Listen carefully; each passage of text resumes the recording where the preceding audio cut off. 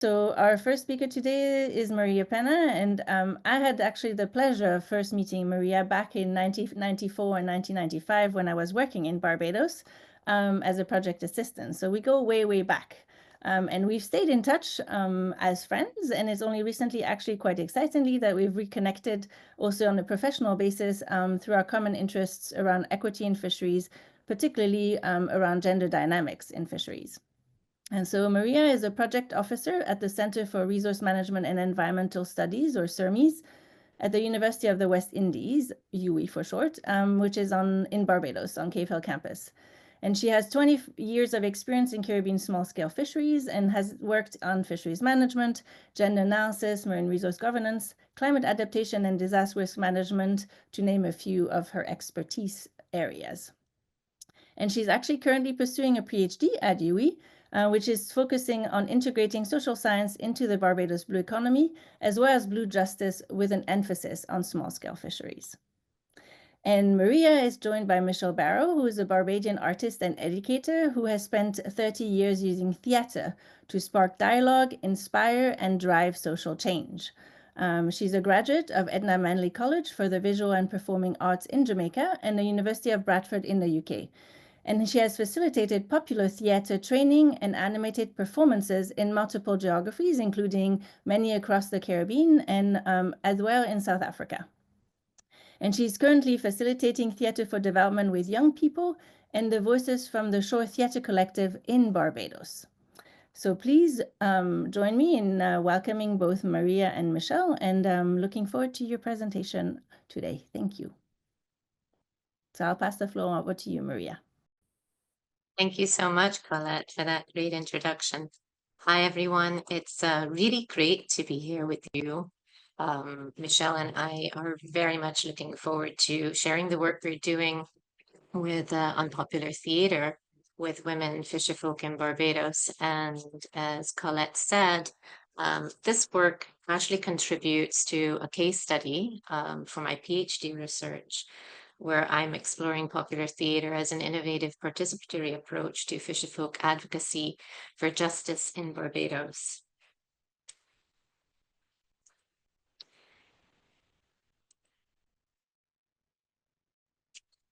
And sometimes the slides advance, there you go, and sometimes they don't. So just to give you a bit of a background on how this all started. So gender in small-scale fisheries management, development, and conservation has not been given high priority in the Caribbean. Persistent data and knowledge gaps on gender in small-scale fisheries contribute to overall poorly documented and understood characteristics of small-scale fisheries. And this is despite the existence in some countries of national gender action plans and the inclusion of gender equality and equity that is the guiding principle in FAO's small-scale fisheries guidelines that all attempt to mainstream gender in these social ecological systems.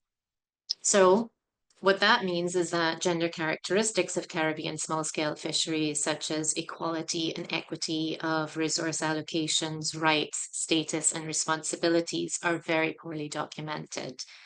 Therefore, people involved in Caribbean small-scale fisheries have no other option but to make assumptions about gender based on their own observations. And Colette's we reconnected recently with work that she's doing on a team on gender. So Colette, that work is really going to help to bridge some of those gaps that we have. So enter GIFT. With this in mind, UWI, CERMES, and partners are trying to better understand and assist with policy and practice concerning gender in Caribbean small-scale fisheries. A gender and fisheries team, GIFT for short, was formed in 2016 to conduct research and outreach. Our focus is to facilitate and support the implementation of FAO small-scale fisheries guidelines in Caribbean Regional Fisheries Mechanism member states. Within the small-scale fisheries guidelines, the specific focus of GIFT is on the section Responsible Fisheries and Sustainable Development, subsection 8 on gender equality. Now, GIFT cannot cover all aspects of gender from all perspectives of the topic. So the scope is really on small-scale fisheries value chains and governance arrangements at the sub-regional, national, and local levels, concentrating on livelihoods and governance institutions. Gift research activities have involved participatory action research with an organized group of women small-scale flying fish processors, and they are called the Central Fish Processors Association. It is the only women-led, all-women post-harvest fisherfolk organization in Barbados. So they're really quite a rarity. Now we bring Regenerate Barbados into the picture.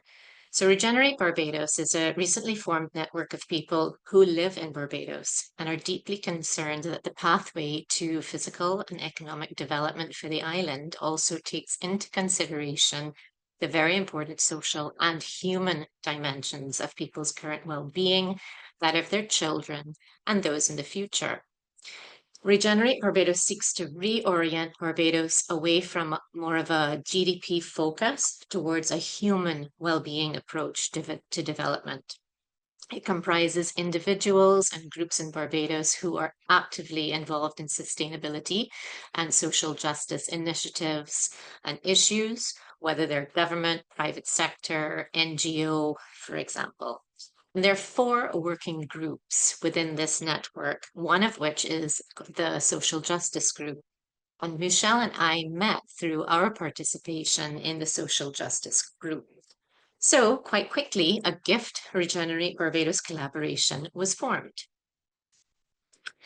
Gift research activities focus, as I mentioned, on understanding and documenting women's fisheries livelihoods for mainstreaming gender in Caribbean fisheries to implement the small-scale fisheries guidelines.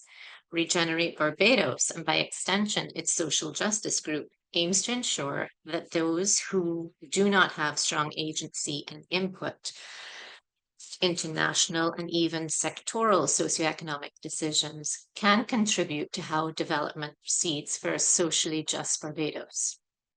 Given that I am a gift co-lead and Michelle is an expert in popular theatre, the development of this collaboration was logical and it served to commence the work of the Regenerate Barbados Social Justice Group, and it enriched and reinforced gift research activities. They say it's all in the name of progress, but really, the benefit for fisherfolk getting less and less. Can't compete with the big boys because we're just small fry. So we're sitting in pain, watching our industry die, our livelihood built up over years and years, going down the drain with our hopes and tears. Fishing communities shrinking every day, and we fisherfolk have little or no say. Hotels blocking the few windows to the sea. What will become of other fisherfolk like me? These are two verses from a poem, Who Feels It, Knows It, recently written by a woman small-scale fish processor, Sheena Griffin, and is an indication of some of the injustices fisherfolk in Barbados are experiencing.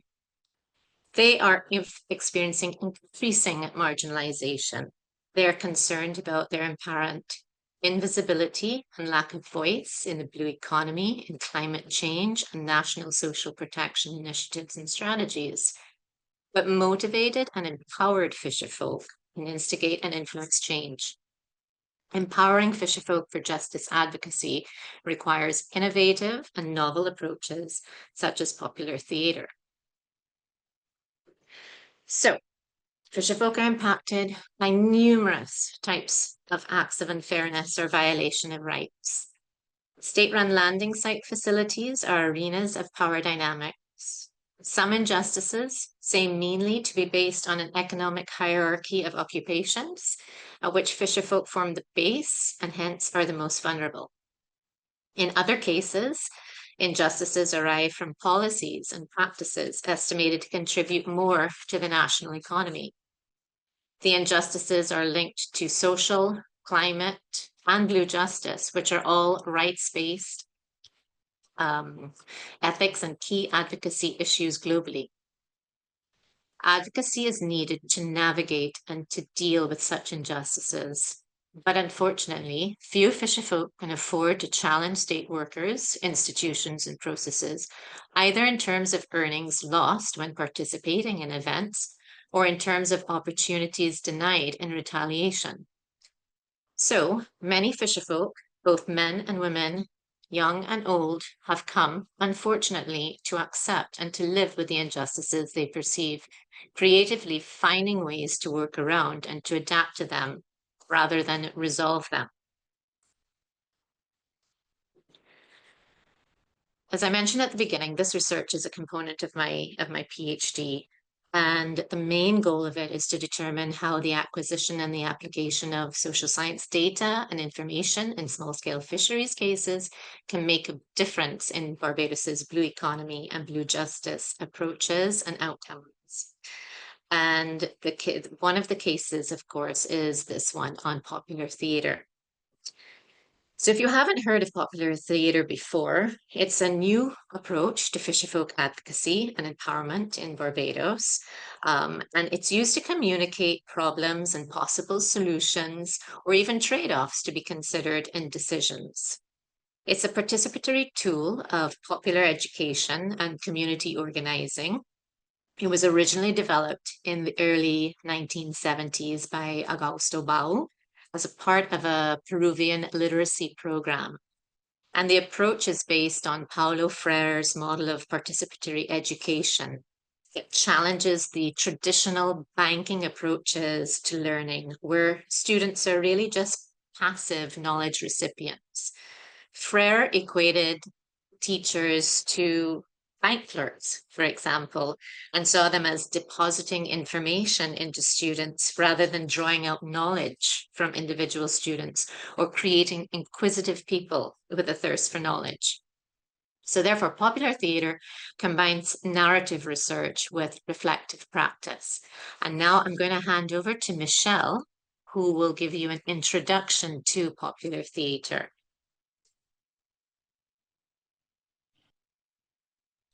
Thank you, Maria. So let's look a bit at popular theatre. While it is new to fisherfolk in Barbados, popular theatre has been around for a long time in the Caribbean since the 1980s and before. In the Caribbean, there was the Eastern Caribbean Popular Theatre Organization, which is a grouping of 6 territories who focused on using the techniques to work with different groups of communities.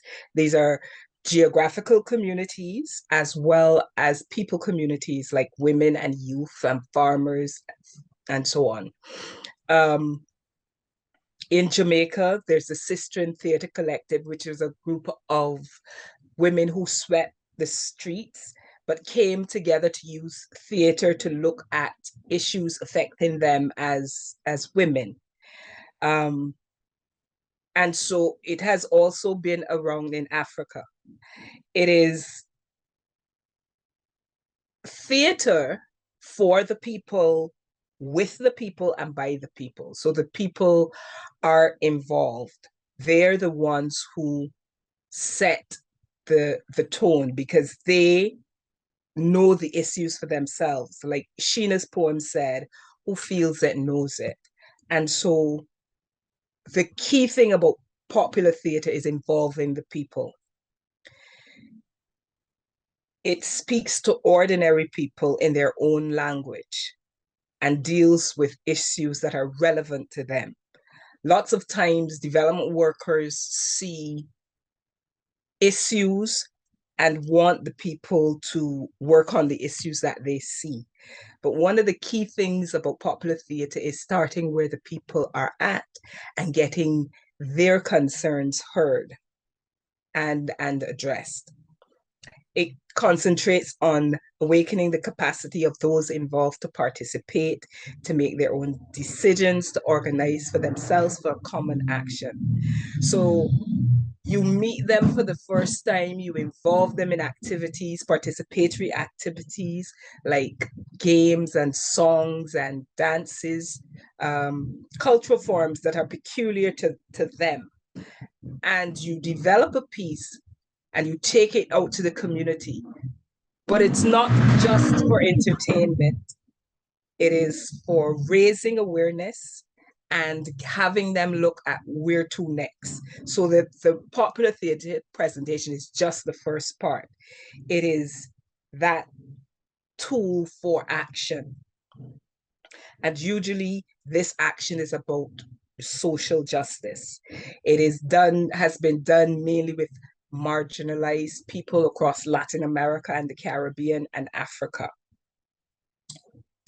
The next slide, Maria. And the purpose aims at creating a safe space for exploring issues and attitudes and sharing knowledge and ultimately initiating some kind of action for positive social change. It uses individual and community participation to highlight the social issues for change and transformation. And that's the key aspect of popular theatre. Showing the problem, exploring the causes and the effects, but also looking for solutions, getting them to look for solutions. So I said the process involves singing, dancing, role-playing games, and within the performance, the audience is involved. For example, today I've been storytelling, and one of the things that we do in the Caribbean when you are telling a story is you engage the audience by saying, the storyteller says crick, and those who are listening and want to hear the story say crack. So this is where you all unmute and say, when I say crick, you say crack. Crick. Crack. Exactly. And it gets the audience involved.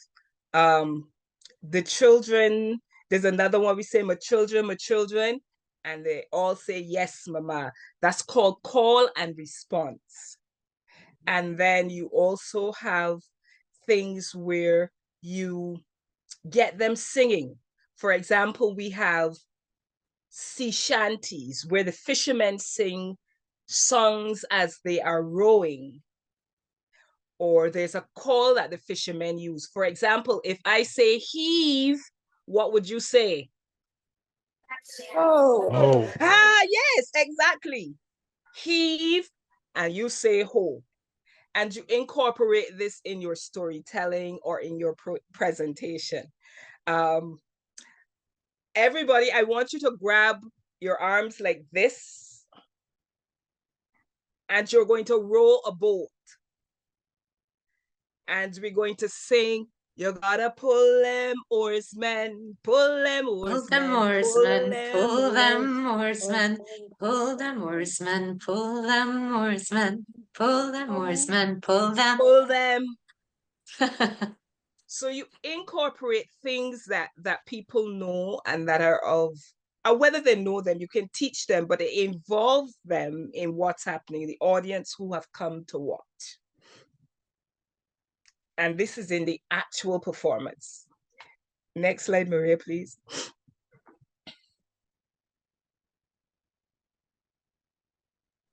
Sorry, I'm trying to advance it and it seems stuck somehow. Okay, while Maria is trying to advance, I want everybody to think of a cultural form from where you're from. So a cultural form is something that is peculiar to your people group. Yes? It could be a short song that you say. It could be something that you say at the beginning of a story or at the end of a story. It could be a kind of whistle, caw-caw, caw-caw, something that you say that is part of a cultural form in your territory. Anybody? No? Well, I was going to say it's maybe not part of storytelling, but I mean, you notice when I introduced you to this to the seminar, like we have a Yes. land acknowledgement, right? So I think Yes. it really situates people in place, and it really honors also the caretakers of the land that you're on, whose lands you're on. And so I think that's, I mean, it's part of a storytelling, and different First Nations groups really have elements of storytelling that they will incorporate when they welcome you as well. Exactly. So today, the students that I worked with, one of the greetings, since we were looking at African Awareness Month, I taught them the word akwaba, which means welcome. And that's what you were talking about, Colette. The things that people do and are accustomed that will set the tone for what we're going to do, or that they can identify with in their presentation when you go out to do research. One of the things that you want to do is to learn at least a greeting in the language of the people you are going to meet. You might not know how to speak it, but people feel good when you try your best to speak the language, to let them know that their language is important to the work that is being done. Yes? So what's involved? A key aspect is dialogue, having participants tell their stories for themselves, whether among themselves or for the world. So as you will see in coming up, is the fisher women that we work with, they tell stories about how they reached where they are as fisher women. They are their stories that they have crafted to share about their concerns. Too often, well-meaning outsiders try to represent marginalized communities through various forms, and they often lose the voice of the community, the language, the style, or the impact. There are things that we say in the Caribbean that have to do with onomatopoeia, those songs that you say, like when something falls, the song that it makes is not, but it's brugadong. And that's something that we know and people can identify with. That is the language of the people. And that is important to sharing what they want to say. They say it for themselves. Another key aspect is the reflective practice. It involves the use and methods that help individuals or the communities to reflect on their experiences and actions in order to engage in a process of continuous learning. Through this process, one is able to recognize things like traditions, cultural forms, values, assumptions, frameworks, and patterns of thought and behavior, which in turn shape how we think and act. So they are greetings that people do, that they shake your hand and hold their elbow.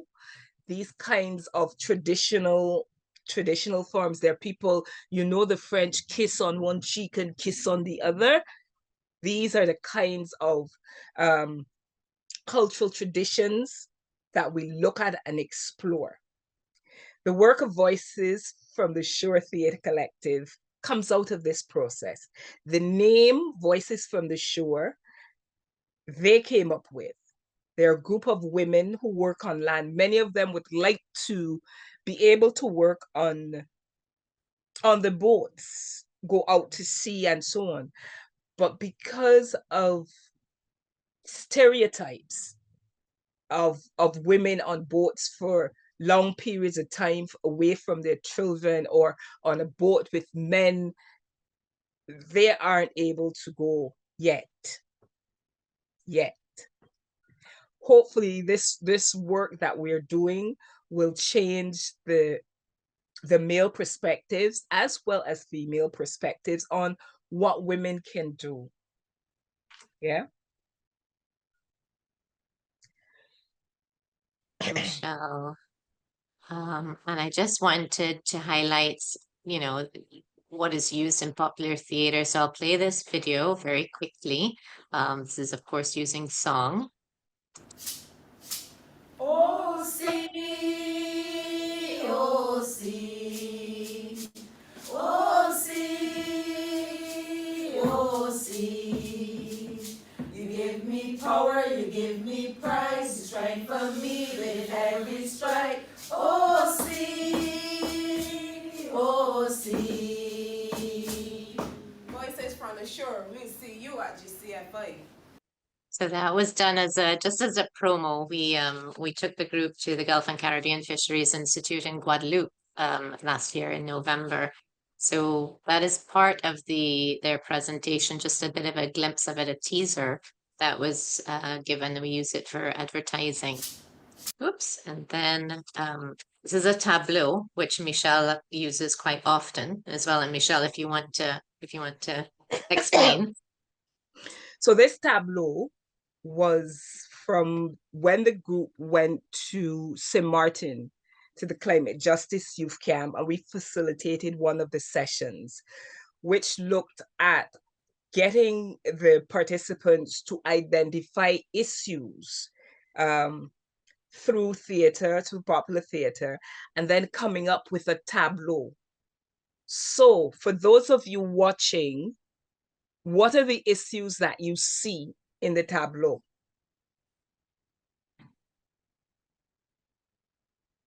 Some sort of choking is going on. Some Some sort of choking, I said. choking, yes. Perhaps litter on the ground. That's trash. Yes. Concern. Concern, choking. Somebody's holding their head, somebody's holding their stomach. It had to do with the pollution of the oceans and the pollution of, and how it's killing our people. Yeah. And so this is. Go ahead, Maria. Go ahead, No, go ahead. No, I was just going to say that it's actually quite effective because afterwards the discussion from these tableaus can be very rich. Yeah. And what is interesting is how we got into the group. So we use games to get from that stage, but then we begin to deconstruct the game and look at it further and look at the issues and the cause and all effects. And this is looking at the effects of the pollution, how people are dying. Impacts. Within yes.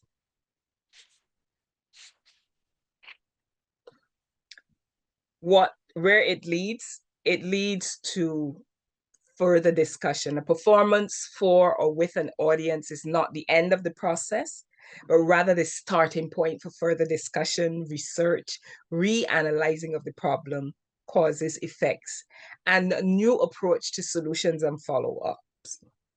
So this is the GCFIA, which was held in Guadeloupe, and part of the performance that you see is the storytelling with the audience at the end, giving them a standing ovation. Now, these are women who are fisher women who process and then they sell the fish. But it is important that their stories are heard by them because they're the ones who know. Having worked with them over the last 2.5 years, I have learned so much that now I am an advocate, so that when people talk about the cost of fish, I am able to take them through a process of what goes into getting the fish from the ocean to the table and the challenges that they face as women. So the lady who is sitting in the picture, when she first started, her thing was she knew nothing about theater. They had only come to the popular theater session because Maria asked them, and they know that Maria isn't going to steer them wrong. And the first thing she said is, I can't act, I can't. But having gone through the process that day, that very first day, with the interactive activities and having fun, she went home, and on the bus, she wrote her first ever poem, which I think Maria will share with you and at some point. But the poem has now been in journals and read at conferences. And this is someone who said, I am not a writer, I can't. Now she is now a very prolific writer. She has been writing since then. It has brought skills out of them that they didn't know or had been lying dormant. And the key thing is that we're working on with them is getting to build their capacity so they can carry on the work for themselves when Maria goes off somewhere or I'm not there anymore. But this is their project that they can lead, and they have been doing very well. Yeah. Thanks, Miguel. Michelle. So UE Sermes, the Gender and Fisheries team, and Regenerate Barbados social justice group, we're developing the capacity of women fisherfolk to use and apply popular theatre to highlight social issues and promote transformation in small-scale fisheries in Barbados. And we're hoping that we can take this regionally as well to include the Caribbean. And we think that the approach is going to be very useful for empowering, especially women fisherfolk, to contribute more to and respond to these fishing industry issues. So just to show you what's been happening. So we started these capacity building sessions in 2022. We started only with 3 ladies. So we started with Sheena Griffith, who, I don't know if you can see my pointer, but she's here right next to me in the top photo. Then Sylvia White and Margaret Harding, those 3 ladies. And they are the founding members of the Voices from the Shore Theatre Collective. Their name, all designed by them. The logo as well that they have is designed by them. And now that group has grown. We've got 3 additional ladies. On tomorrow, actually, we're having another capacity building session. And I got a phone call on Wednesday from one of the ladies, the new ladies in the group. And she says, I've got someone else that I want to bring. And I said, bring her. So the group is growing, which is fantastic.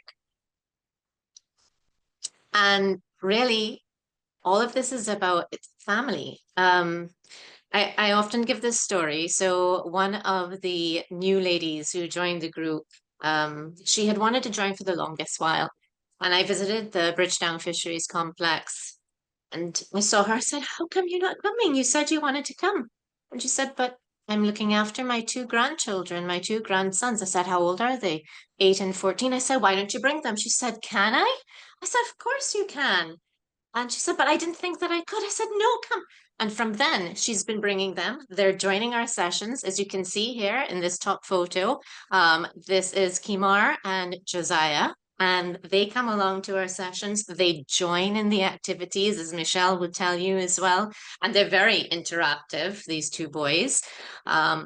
These 2 are sisters. So we have Margaret and Sylvia, who are sisters, and Ingrid and Siobhan, who are mother and daughter as well. So it's all about family. The littlest one, she had come to one of our sessions earlier on, and she got involved in all of the activities. So it's just to point out as well that not often do we understand or do we really think about certain barriers that prevent especially women from participating in activities. And if we only reach out and ask what's happening, what's preventing you from coming, and we provide that space for them to bring family members, for example, this can make it so much easier on them. So I'm just going to take you on a photo journey, and Michelle, please feel free to join in whenever you can. So we started, and this started quite early. This was in 2022. We wanted to do something for World Day of Social Justice. No, sorry, this was for our Third World Small Scale Fisheries Congress, and that was in October 2022. And we were going to give a presentation. So we decided that we'll do a role play video. We joined the conference online. So we looked at role play on the looking at fishing industry issues. So things that, and this was these 2 ladies, Sylvia and Margaret and Denise, these 3 ladies playing this, they just did this off the top of their heads. There was no script, and we filmed it in one. It was absolutely amazing. And they touched on issues like rising fuel prices, the cost of fish, the long working hours that women small-scale fish processors actually have to deal with, their equipment needs, social security challenges, climate change impacts like the, or indirect climate change impacts like the sargassum influxes, and how that actually impacts them. as So that was well quite, as well as women's health. That was one of as well, the issues. yes. Then we did some awareness raising on World Fisheries Day in 2022. And this is Sheena. She is the group's resident poet. She is the one that comes up with these amazing poems. This one, Fisherwoman's Lament, is the one that Michelle was talking to you about. After one session of popular theater in the bus, she penned this poem, which is absolutely amazing. And I can share it with you, Colette. You can share it amongst the group because I can send this if people are interested as well. But it really has a look at what women go through, women in fisheries, how they're viewed, the stigma that's attached to them as well. So it talks about all of that. So this was absolutely amazing, and it's been shared widely across the region, across the globe, and everyone just says, now we need to enter Sheena into our national cultural, it's NIFCA, it's called. So we need to enter her in National Independence Festival of Creative Arts. Creative Arts, yeah. So we want to do that as well, and get the group involved in this and really show what they can do. The other one is that we funded a group, Global Fund for Women, who some of you may be aware of, and that was in 2023. And there were about 20-something people that came. Michelle introduced them to popular theater. The ladies showed them what work they're doing. And then we took them on tour. The ladies took them on tour to the Bridgetown Fisheries Complex where they work. And they took them into the processing hall, which you see here. We went to the East Coast, we had lunch there, and the conversations and the discussions were just amazing. This group was an amazing group of people who were really interested in what women in fisheries are doing in Barbados and looking for ways that they can fund them as well. Then for World Day of Social Justice in 2024, Sheena again decided, I'm going to write another poem, Who Feels It Knows It. And that's one of the verses is what I read in my introduction. So that, I think I have that as well to play. I'll let you hear that because I think we do have some time for that. Here we go.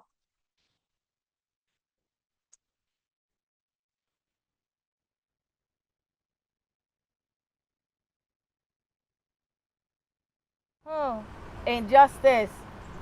Who feels it, knows it. True. Caribbean governments, Fisheries, Division of Fisheries. Market management. Consumers, let us hear. They say it's all in the name of progress, but really the benefits for small scale fishing getting less and less. Can't compete with big boys because we just small fries. So we sitting in pain watching our industry die. Our livelihoods built up over the years and years, going down the drain with no hope and tears. Who feels it, knows it. We fisherfolk feel it and we know it too. Yet they don't want to take our advice on what we do. Arriving in meetings, though we thought it would be discussions, only end up with all repercussions, talking down to and shame on the spot. Nobody seems interested in the knowledge we got, blaming us for the low fish stock, ignoring the impact of a hotel on every block. But who feels it, knows it. fishing communities shrinking every day, and we fisherfolk have little or no say. Hotels blocking the few vendors to the sea. But what will become a fisherfolk like me? We wonder where's the legislation in our favor, cause the sweets from blue economy we too want to savor. But with the cost of diesel, ice, scales and so on, this team feels like a losing battle that can't be won. But who feels it knows it. Promises made and not being fulfilled. We're forced to swallow that bitter pill, feeling like your livelihoods are on death row. Why should that fisherfolk reap what it took us years to sow? Dollar bills for the big producers singing, while to our little boats we barely clinging. And we say, who feels it knows it, it's right. But who is here to help us fight our fight? Who feels it knows it. Fishermen, boat owners, and crew. Fish processors, vendors, we are calling on you. Consumers, NGOs, and academics too. We must come together and challenge these injustices the fishing industry is going through. Cause sooner or later, we will all feel it for true. Who feels it knows it. So that actually, when they were walking, the ladies were back at work and they were walking through the Bridgetown complex, they got that "who feels it knows it" from other people around, because they could really associate with what they were saying. So they got some really good feedback from that one. We started a Just Be Fisherfolk project a couple of years ago. It's coming to its closure in July this year. And one of the things that we did is we would do drop-bys where we would go to different fish landing sites and we would talk to vendors, to fishermen, to processors about climate justice, about the project. But we also talk about social justice and blue justice. And we brought the group together. So some of the ladies from the popular theatre group, they came with us. And just down here on that trip, we spoke with Tanya, and by speaking to her, she says, "Oh, I want to join this group." And she's now with us. So that just shows that, you know, we're out there, we're meeting people, they're talking about their issues, and they're seeing the value in the group, and they're seeing the value in the advocacy and what it could do for the industry. Michelle, you want to take this one? Because this was your Caribbean Climate Justice Camp that you went to. Yes, this was the team that went to St. Martin and facilitated a session. The picture of the building, that is the start of a video where we taught them a song, the song that we used in our session. And people would be singing the song on the bus going home. Or I'll play it for you as well, yes. Michelle. Yes, please do. And I think it's going to be familiar, the tune that we use. So just listen.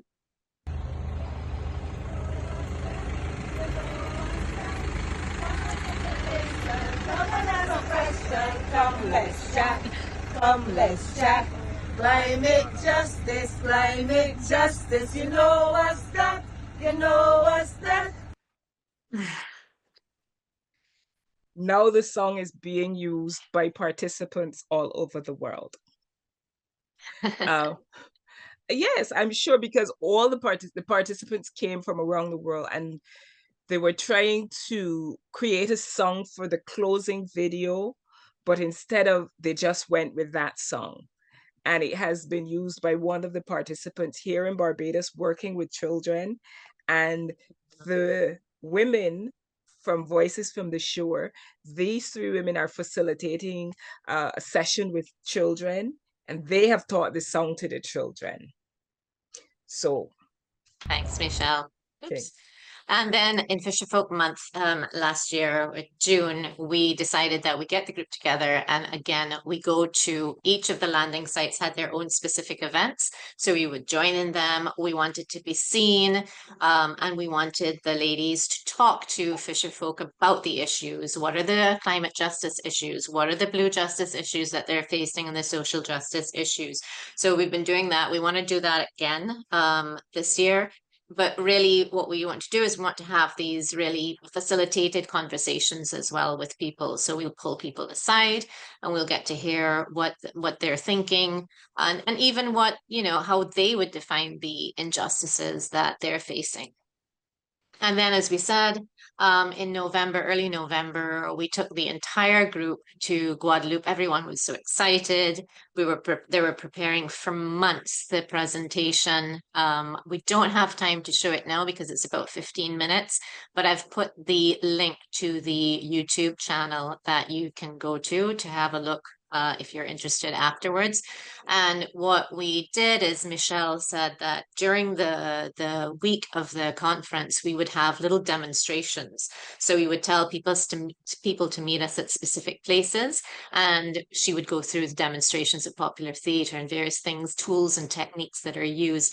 And it was absolutely amazing. Everyone, as you can see, they had such a great time. They said, you know, we can use this in our work. They asked, do you have a manual? We need a manual. So Michelle's going to work on that. We're going to produce that out of this project as well. So I won't play this now because we don't have time, but please, if you can, go to the YouTube link and have a look at it. It's on the Gulf and Caribbean Fisheries Institute YouTube channel. And as Michelle had mentioned, the three founding members, we have given them a small grant under the Just Be Fisherfolk project. And theirs is their little project is going to look at fishing industry importance to cultural traditions and food security and the need for climate justice. So just on, was it Wednesday, Michelle? Wednesday, they visited one of the schools here in Barbados, and they've started to use the techniques, which is amazing. So Michelle and I were not there, and they've started to use the techniques to really talk to the children. So this is one of them. Let me see if I can play it.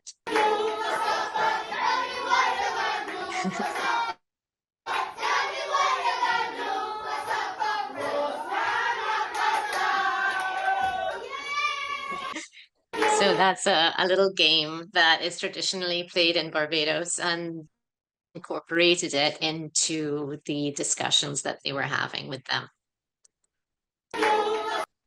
And we're also teaching it here at Surmies. So from the time we started Popular Theatre, I asked Michelle if she would come and guest lecture in the ENVT 6120 Measurement and Analysis for Environmental Managers. I teach the research methods component of that. And I said, I'm going to teach participatory action research, and I want you in there as a guest lecturer. So these are some shots from the one that we just did just a couple of weeks ago. And one group was just so thrilled.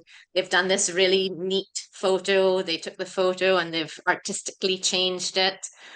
So they had a really great time, and they do also see the value. And some of them came to me and said, I think I'm going to use that in my research. So this is really, really good for promoting further research as well. Right, so I won't, as we're running out of time, I won't go through much of this, but just to say that, you know, by the end of this research, I'm hoping that we'll have a better understanding and be able to document the injustices experienced by women and youth in small-scale fisheries in Barbados and their practical solutions for equity. And the development through popular theatre of a cohort of about 8 to 10 empowered women and youth, where the group is growing. So this is going to be an asset really to explore and respond to climate, blue and social injustices that affect them and small scale fishing communities in Barbados. And what I'd also like to do is really document the novelty, the practice and the application and the potential of popular theatre as a means of creating a foundation for various forms of expression among women and youth fisherfolk, including the assertion of their human rights to climate, blue and social justice in Barbados.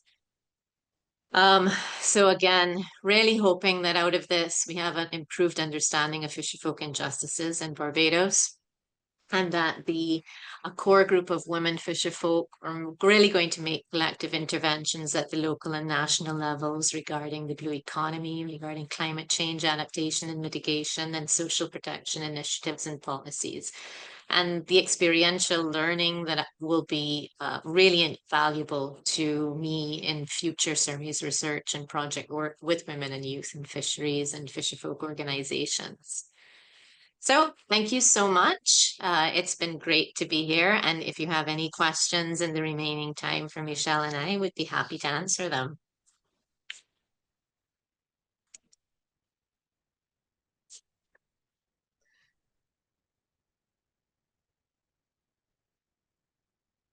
Thank you so much, both of you. That was really incredible. Really incredible. Super hopeful and inspiring. And I think you're doing more than just affecting change in Barbados. I think it's like an indication of transformation in so many arenas. And it's really nice to be, yeah, it's really nice to see so many smiles and excitement, especially in a time that's like feeling a bit dark sometimes. So I feel really invigorated. So yeah, any questions from the group? Go ahead, Mildred or David, whoever wants to go first. Go ahead, Mildred. Okay, well, thank you so much, and thank you for accepting my invitation at last minute. Thank you. And I was thrilled when I saw it through Blue Sky, the announcement of this presentation, because I am starting my PhD and I'm starting something in connection with what you are doing. And I am from the Spanish and Portuguese Literature and Languages Department at Rutgers University. And I was exploring popular theater. And, oh my goodness. yes, and I'm trying to do a transdisciplinary research place-based in Peru in a fisherman community. So what you're doing, it like talks a lot for me. So my question, besides to congratulate for that collaboration, that incredible collaboration that you are doing, and my question will be, how do you start this first contact, like the first collaboration between you two, because are from different areas? And second, how do Michelle start this relation with the community? And because I feel that is very important, this trust, no, that you can get from the community is so important. And it's inspiring how you get that, and then how you translate to children, and how it's integrated everyone in the community, right? So if you can share that part, that it was very interesting for me to learn about. Sure, Mildred, and congratulations on your PhD. And we should stay in touch, because I'd love to hear how you're progressing with yours. So Michelle, I'll take the first one in how we met. So because Michelle and I sit on the same social justice group in the Regenerate Barbados Network, the lead of that group, Dr. Peggy Antropos, she's a gender expert. And Peggy spoke separately to me and got to know me some more. And she's known Michelle for a number of years. And then she said, but the two of you need to talk. There's a lot, because Maria, you're working with women fisherfolk and an organized group of women fisherfolk, and Michelle is a theater for development animator. You need to get together. And we got together, and it was, that's it. This is what we're going to do. And we've been doing it since 2022. So there you go. It's just, that's the power of connection. So it was having Peggy there as that broker to connect us. And then we took it from there. So that's fantastic. Michelle, you want to take the second part? One of the things that you want to do when going into communities is have somebody who can vouch for you, who can say, she's not political, that's not what she's interested in, she's not interested in money, she has come to help you do the work for yourselves, give you the skills that you need to do the work for yourselves, because that's what's going to happen. Eventually, you might help start a group, but you leave it. It's not your group, it's their group, and that's what you do. And the key thing that you said is trust, building trust. So the work doesn't start automatically, it builds up. You start with games, you start with getting them comfortable. You start where they are at, wherever they are at. One of the things that we need to remember as people working in this development is that the people you are going to work with, they know things. And it is important that you listen to them, yes? And help them to bring it out. The games and the activities, they bring it out. So we play games, but we don't just play games for fun. We play games for building skills, as well as we take the games and deconstruct them for real life. So we run around and we get all sweaty and so on, but we make the link with, how does this game relate to real life? Yes? How can we use it to show other people? Because one of the things that we share when we do a presentation, it's not the performance aspect that you are looking at, how well they acted or how well they sang, but what were the issues that were raised, and how can you relate to those issues? Do these issues sound familiar? How can we look at changing what is happening? And that's one of the ways that you can start with what they know. So they know traditional songs. What is a traditional song about fish? What is a traditional song about the weather? That's where you start. You start where they are at. You start with what they know and build on it. I would say that where they're at also involves, we do this once a month usually. So we have our capacity building sessions once a month. And I asked the ladies, I said, when's a good day for you? And when is a good time? So we do it on a Saturday morning from 10 to 12. Sometimes when the fish are in, they'll say, Maria, we can't do it this Saturday. Boats come in, we have to process fish. And we say, that's fine. And that's what I mean about, and also Michelle means about where they're at. That's what you do. You work with them again. With Ingrid, who had her grandchildren, that, because she thought she couldn't bring them, she couldn't come to the sessions, but opening it up and opening that space up to include them has helped so much. So she comes to every session. She's usually the first one that's here. She's usually here before I get to the security gate. So